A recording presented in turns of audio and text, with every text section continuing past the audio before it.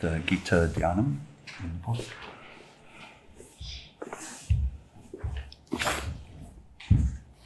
The Gita Dhyanam, do we have it? You want to join us for chanting of it? The prayer, sorry.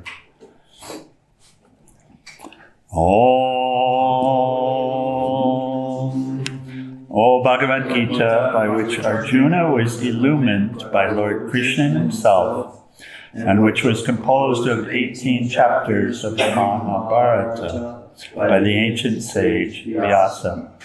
O Divine Mother, destroyer of rebirth, who showers the nectar of oneness on us.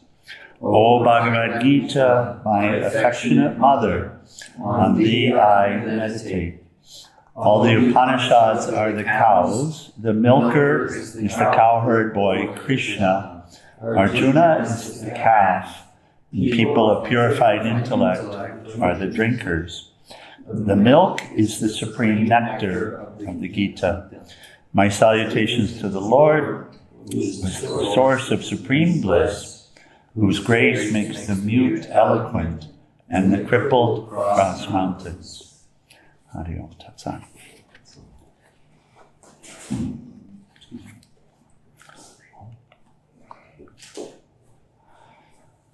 Okay. So we've been discussing the concept of sacrifice in a beneficial light, understanding what it means, right? This transmutation of the worldly ways within us into divinity and into union with the divine, with the absolute. So it's a big deal. It's a big deal. It changes completely the nature of life. So we'll continue in the same vein. And yesterday, of course, we were discussing food. Very popular subject. But really how to bring this spirit into all of our day-to-day activities. So why to do it and how to do it, both. That's really been the discussion, yes? Yeah. So, okay, so we continue on this. Lord Krishna continues the teaching, and he's sharing more about why and how as we go on. Next is sloka 15. We closed yesterday with, from food all beings arise. The cycle. From rain, food originates. Rain is the result of selfless sacrifice or yajna, selfless service. And sacrifice is the result of actions. So it helps us to understand, if we see it, the need to act. Right? Yeah. The need to act and the way to act. Okay. So know that action, karma, comes from creative intelligence. This is a way that Swamiji relates to Brahma. So the text actually directly says that action comes from Brahma, which is of the imperishable, the eternal. He adds these couple of words to help us to relate to Brahma, that creative intelligence. Brahma is known as, of the three, so there's Brahma and Brahman. Brahman is that absolute underlayer, the substratum, the impersonal form of Krishna, we can say like that.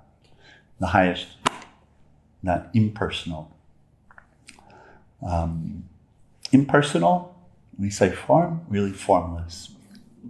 The underlayer. Okay. And then the term Brahman is relating to that concept of the impersonal substratum. But then when we deal with world, we're dealing with the gunas, we're dealing with the show, we're also dealing with this cycle of creation, maintenance, and destruction. So someone years ago had said this, and it stuck. meaning of the word God, or a meaning of the word God: generator, observer, destroyer. So in the world, we deal with this cycle. And it's the same cycle that was just discussed when we were talking about from food, all beings arise. From rain, food originates. Rain is the result of selfless sacrifice. Sacrifice is the result of actions. So we're talking about a circle. Often in the Vedic tradition, these three aspects of the cycle, creation, observation or maintenance, and destruction, and everyone's facing it. All of the created have these three aspects to the cycle, including, of course, this human body. Right? It's created, as it were, and then sustains, but then the sustenance is the preparation for the destruction, which is the preparation for the creation. Creation.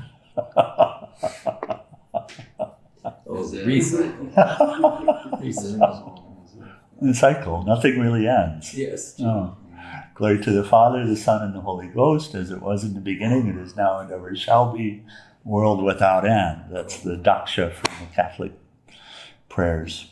So it's in the heart sutra too, basically. There we go. Because you can only say relatively all of this is changing. Yeah. In fact, there's no creation, no destruction. Nothing's created nor destroyed. Just is. But there's the appearance of. So Brahma, that creative intelligence. Know that action comes from creative intelligence, which is of the imperishable, the eternal. The all-pervading Brahma, thus, is forever centered in self-sacrifice. 16. Anyone here on earth, Arjuna, who does not align with the revolving wheel, and the revolving wheel is sacrifice, action, God, sacrifice, but instead chooses to waste his or her life delighting only in the senses, lives in vain. 17. Whoever delights in the self, capital S self, God, Atman, finds satisfaction where? Finds satisfaction where? In the self. In the self. Yeah, good job. Find satisfaction in the self. Where is the satisfaction? Where do you suppose you could find satisfaction in this world? Where could you find it? What activity could you engage in that would satisfy you? Selfless service. Giving to others. And where will you find the satisfaction? In the heart. In the heart. Beautiful. In your own self. You won't find it somewhere else. You won't find it in doing something in order to get something. You'll only find it when there's inner peace. And you'll find it where? Inside. Inside. You'll find yourself to be sufficient. With God. With God. Different ways of dealing with that concept. With God. Without God, no sufficiency. With God, sufficiency. God is where? Outside, inside. Everywhere. Everywhere. But has to be found inside in order to be known outside. In order to really be known outside. Huh? Okay. So there we go. Whoever delights in the self. So whoever delights in selfless service, whoever delights in doing that which is righteous, whoever delights in virtuous activity, whoever delights in the ideal or the pursuit of the ideal. All of these are ways of saying the same. Whoever delights in the self finds satisfaction, or whoever delights serving the Lord. Another very good concept. Whoever delights in serving the Lord then finds satisfaction in the Lord, which is inside. So, who is the intellect? Who is the one? Is this intellect is doing this? Like that's where the person's intellect is? Is where? Is doing all these things you just said. If there is an individual doer, then it is the intellect. The feeling of doing. is the intellect. Choice. You do not have a choice in terms of how to act. Okay. That choice, that function of choice is what we call intellect or viveka or discernment or conscious mind. Right? You have a choice between acting out the instinctive reactive nature. Do you have a choice to act that out or to act in the way that's being prescribed here? Yeah. Do you have that choice? Yeah, So that choice is the conscious mind. That's where choice resides, conscious mind, intellect. So the conscious mind is we had this beautiful discussion. I think some of us have read the introduction to Holy Gita from Swami Chinmayananda. Actually, Doug, I'm going to suggest you read this.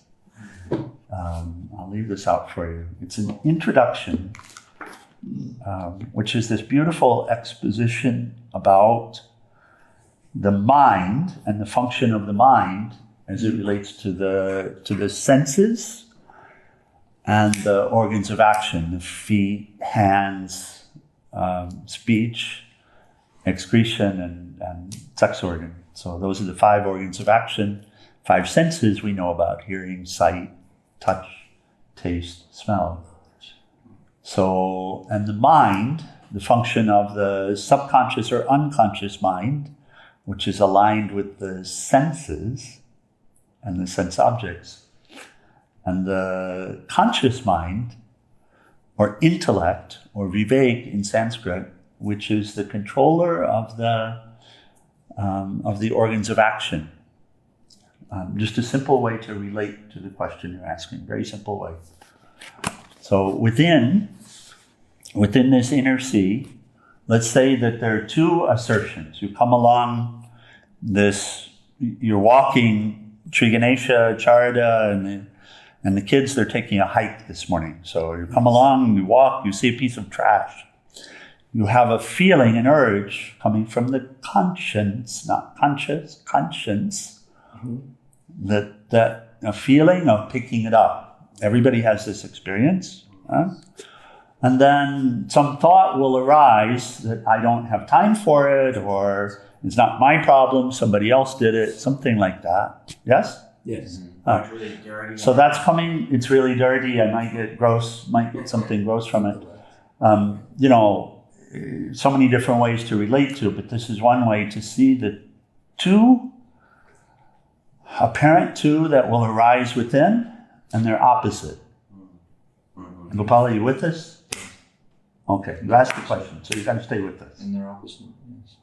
You see that they're the opposite. Yeah. One of them urges you not to do anything, correct? Just keep walking. Yes. The other one urges you to stop and to pick up that article, correct? They're not even closely related, correct? They're opposites. They're opposites. We also talked about the example, somebody does something to you, you get upset with them. Say, my God, you do the same thing over and over and over again. I can't be with you anymore. I can't forgive you for this. You're out of my life. You're whatever it is. So that's the reactive nature. But then after a little bit of time, do we experience the feeling that I should let it go? So that's the intuitive nature. That's the God-centered nature. The first one is the little self-centered nature. Does that make sense? Can you relate to what we're sharing? Bonita? Oh, yeah. Yeah, okay. So, and then who chooses? The individual. The intellect. The Yes. intellect. Yeah, conscious mind. That's what we're talking about. That was the question you asked. Right? What's the role of the intellect? So the conscious mind chooses, right? You choose. This little I is completely identified really with the conscious mind. So I choose. And every moment you have to choose. Every moment you have to choose. How can you not choose in that situation? To not choose is to choose. choose. I choose not to choose. Then you're really Not to choosing get to out. not do, to not Yes, pick it you're up, still making a choice. because you didn't pick it up if you don't choose. That's correct. Yeah. So you're always choosing. So that is the conscious mind. That's that faculty. And the conscious mind is over the organs of action because the conscious mind, through that choice, you either bend down and pick it up or you keep walking. So when you're doing something, we're talking about the body or mind or vocal instrument doing something, acting, right? So conscious mind is over the organs of action. Could it also be a heart mind too? Because you're like, my emotions feel like they need. Psychologically, and when we look at yoga psychology, it's really the same. Concept of heart is often related to the intuitive guidance or God-centered nature, but we confuse it easily because in modern society we refer to heart as the emotions, and the emotions are thoughts. Right. So I'm going to follow my heart. You know, my heart, I feel afraid of this person. I'm going to follow my heart. As if that's the guidance from the heart. That's a misunderstanding. And that's really emotional stuff, which is linked to the reactive nature, to the self-preservation instincts and such. I love this person. They're my soulmate, right? I'm going to follow my heart. Right. That's not it. The emotional stuff is really reactive nature as well. But the intuitive guide is here. The intuitive guide is the capital S self. It is Krishna, incarnate in this body. So Krishna is incarnate in this body too, right? Yes. Krishna is incarnate in this body, yes? Yep. Yes. Yeah, right there. Right there. There's an aspect of Krishna right there. We call it our conscience or our intuitive nature. There we go. Yes. Carl Jung, the great psychologist Carl Jung, called it the superconscious. Superconscious or superconsciousness. Superconsciousness, that highest consciousness, which is available to us. And that's what's being referred to here. So there is a choice being made with the question that you asked. The choice is being made by the apparent self, by this conscious mind. I say, I choose. I chose to pick it up. I chose to forgive. Right? Or I chose not to, or I chose to walk on by. So that identification is with the intellect. It's with the power of choice. And here Lord Krishna is guiding us to choose what? Higher good. Yeah, to choose the Lord and take the Lord's guidance and therefore to serve. Right? Yeah. Okay. This is practical to me because sometimes I'll ask inside what to do and the answer will very clearly come. But then there's like some sort of knot with that answer that comes. The knot is... Because it's like there's an attachment that was brought up from the depths from that answer, and then absolutely, it's like a weird space. Absolutely. So you're feeling that assertion of independence or of the reactive nature, the instinctive nature. It's self-preservation stuff, but preserving that false. And that's of course. I mean, that's why the Bhagavad Gita is here, because that's the Arjuna disease. That's the right. Why? What was Arjuna experiencing? Arjuna was experiencing an attack of himself. He was attacked by himself on the battlefield, and he freaked out at the sight. Right. So we all have this experience, and the Lord is teaching us the way out. This is what we're dealing with. So he says, follow me. Pick up your cross and follow me. All right? Do as I do. And he continues here. Whoever delights in the self, then, the capital S self, or whoever delights in me, Krishna, finds satisfaction in the self and is centered in the self, surely has no further duties. And we'll take a moment on that concept here shortly. Then at last, there is nothing to get by doing something, action, nothing to lose by doing nothing, inaction, and no dependencies on anyone for anything. Here's the concept that we're dealing with this.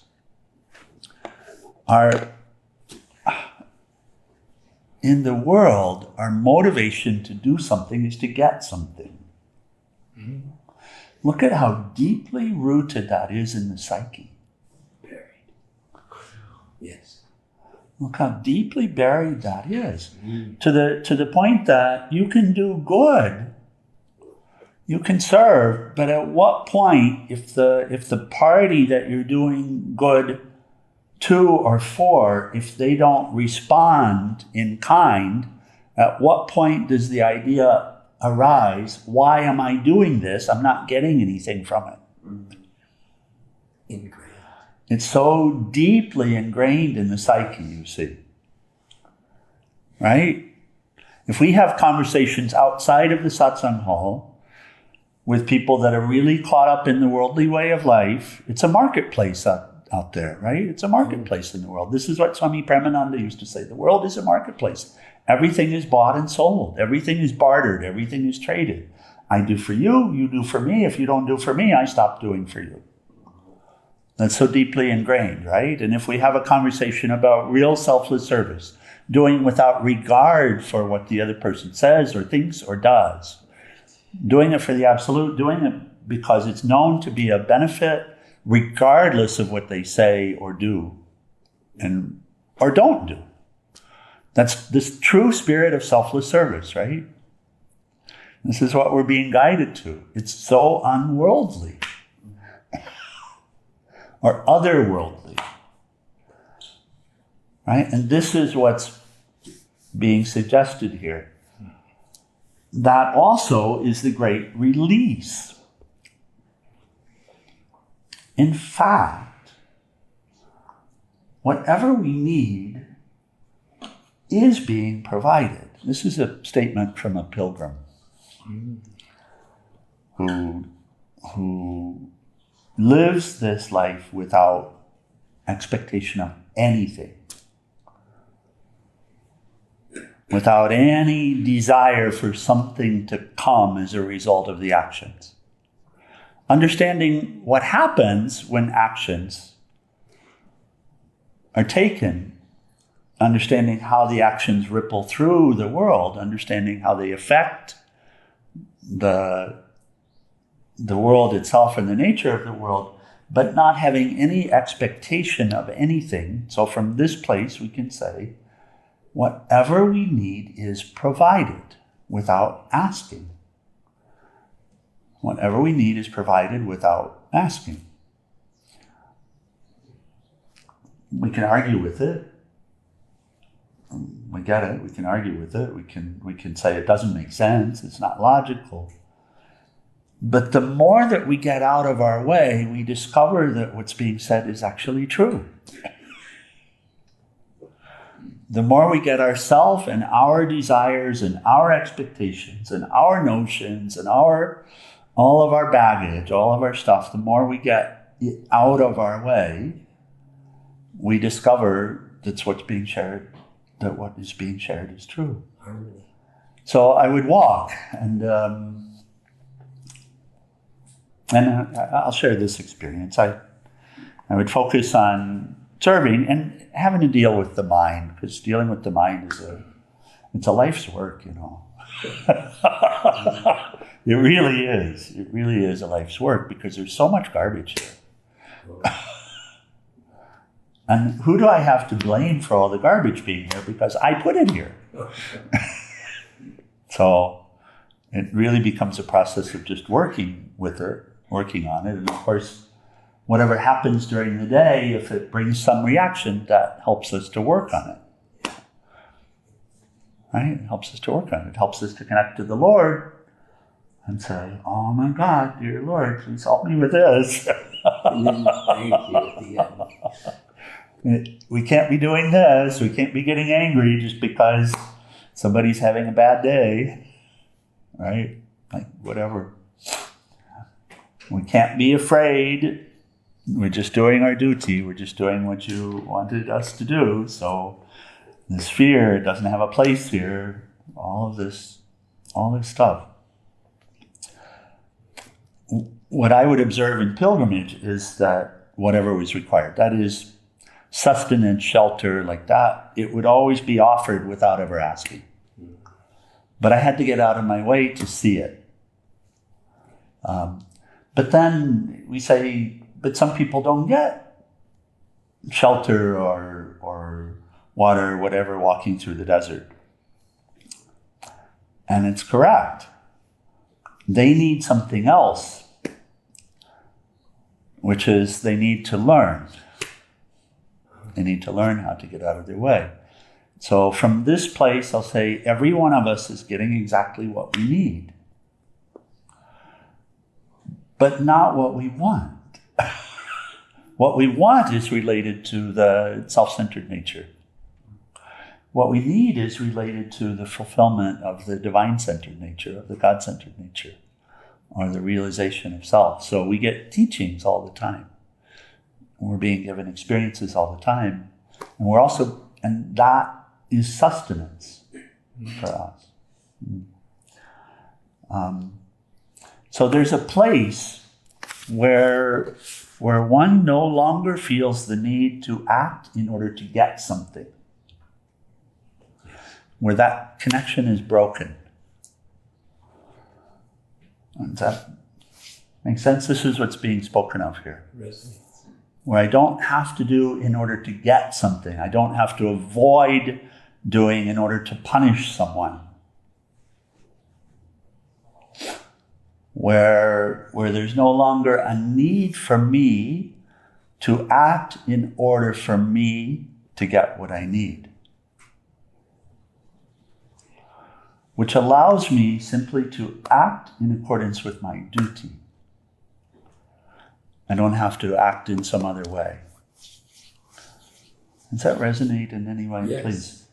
And the intellect is the organizer of the action, but once we're in that higher action, it's like is it intuition because it's blissful and everything is just like one pointed in front and what's being done is with the hands or whatever? How does that work? What we miss in the normal, quote unquote normal life, what we miss is that all of the highest actions are intuitive.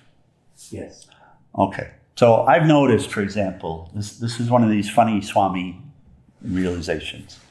I've noticed that getting out of my own way, having no expectations, no desires, no feeling of judgment or any of that, having gotten out of my own way, I notice that if there is a ball on a table and the ball is starting to roll, that my hand will grasp it, Yes. will catch it almost every time without thinking about it.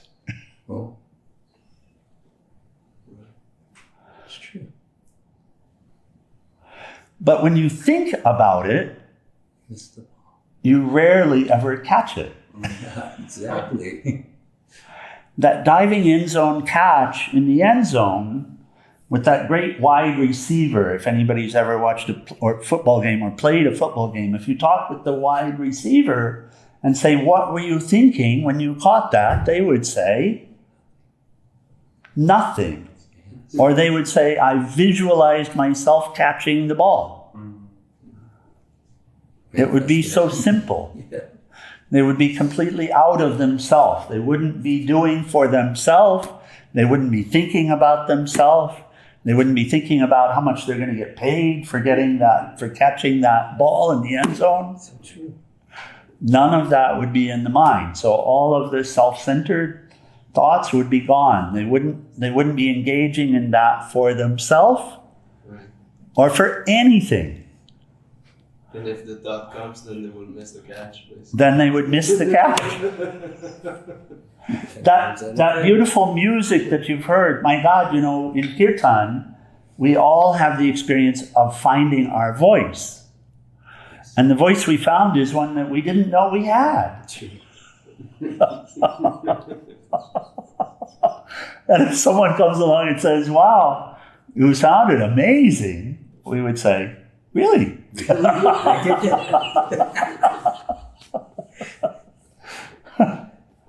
The great poem from the great poet, and we congratulate the poet, and the poet says, I didn't actually write it. Exactly. It wrote through me. So true. So you see, the coach coaching the team would say something like, get out of your own way. Right? Why am I not doing well? You're in your own way. Get out of your own way. And that's what Lord Krishna is saying here. Right? Do your duty. Don't get caught up in yourself. Which is an allowing, which once our own needs are not motivating us any longer, our own personal needs. I need this, I need that, I need to be recognized, I need money, I need food, I need people to love me, I need this idiot to leave me alone. Whatever I need, once we get out of our needs, then we're free to do our duty, to act with no expectation of anything. And that's that pure action. That's that place where the poetry is written. That's that place where the football is caught. That's that place where the ball, when it falls off the table, falls into the hand. That's that place of flow. Yes. Right? So that's what's being guided to. Is that by applying this, you're able finally to get to the place, by applying this karma yoga process, this yajna, that you're finally able to get to the place where you've lost yourself. Right? When you've lost yourself in your own little interests and your own desires and your own expectations and your own needs and all of that, where it's gone. And then you're in the flow. And then you enjoy the self through the self, capital S self. You enjoy Krishna through Krishna. There's nobody else here. At that point, there's nobody else here. So he says, therefore, always do your duty without attachment. Don't expect anything back. Therefore, always do your duty without attachment. Don't expect a certain result. And if you do things without desiring results for yourself, you will experience the highest state. That's the state of flow. And the state of at-one-ment. Atonement, right? The state of at-one-ment. It's an experience, that's what he's sharing. So we'll pick up here tomorrow morning. Right here. Peace Pilgrim, when she... Peace Pilgrim clearly lived in this state. And Swami Premananda, I mean, through grace I've been with many saints. And saint just means one who's lost themselves and found themselves. Right? And now they serve, but they serve not to get something. Not even to give something, actually. Because the only giver is Krishna also. The only giver is also the Lord. When someone asks, why do you do this? They'll usually get a blank stare for a while. And then some word, well, just to be of service. Which is a made-up concept. Yes. It's just done because it's to be done. Why does it need a reason?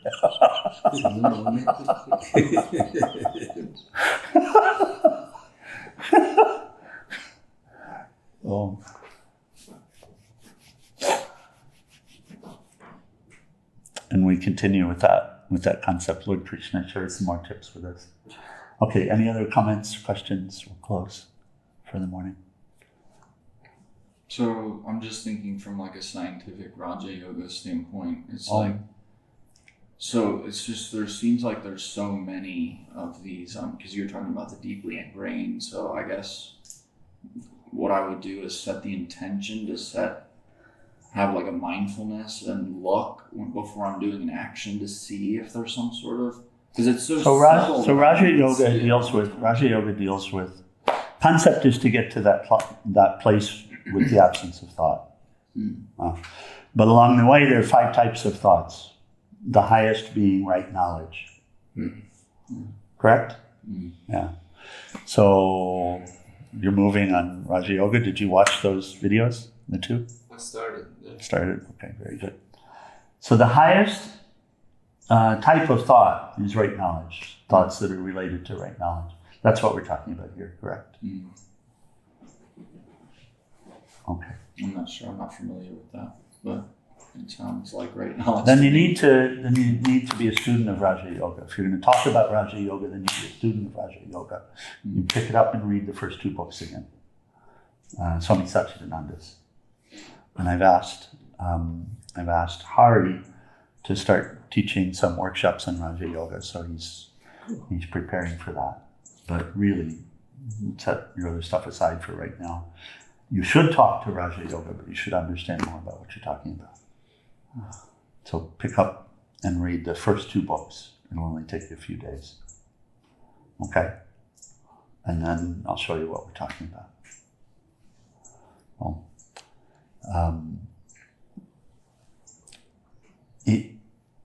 the state that we're talking about, that highest state, is the place where there are no personal thoughts. There are no personal thoughts because there are no personal desires. There's no personal interest. In fact, as far as we can tell, there's no person other than the Supreme Person. Does that make sense? Okay. So the question is how to get there. That's what you're asking. How to get there. It's not about pranayama.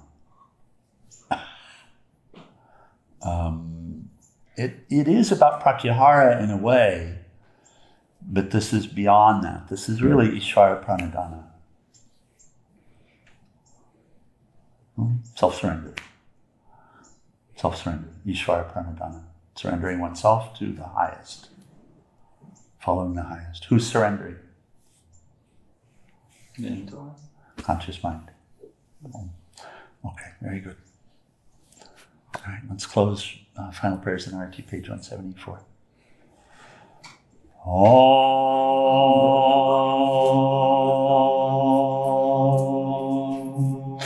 Om Trayambakam Yajamahe Sugandhim Pushtivardhanam Orvai Rukmeva Bandhanan Mritor Mokshiyamam Mritat Om Trayambakam Yajamahe Sugandhim Pushtivardhanam Orvai Rukmeva Bandhanan Mritor Mokshiyamam Mritat Om Trayambakam Yajamahe Sugandhim Pushtivardhanam Orvai Rukmeva Bandhanan Mritor Mokshiyamam Mritat Om Sarvesham Swastir Bhavatu Sarvesham Shantir Bhavatu Sarvesham Purnam Bhavatu Sarvesham Mangalam Bhavatu Sarve Bhavantu Sukhinaha Sarve Shantu Niramaya Sarve Bhadrani Pashanto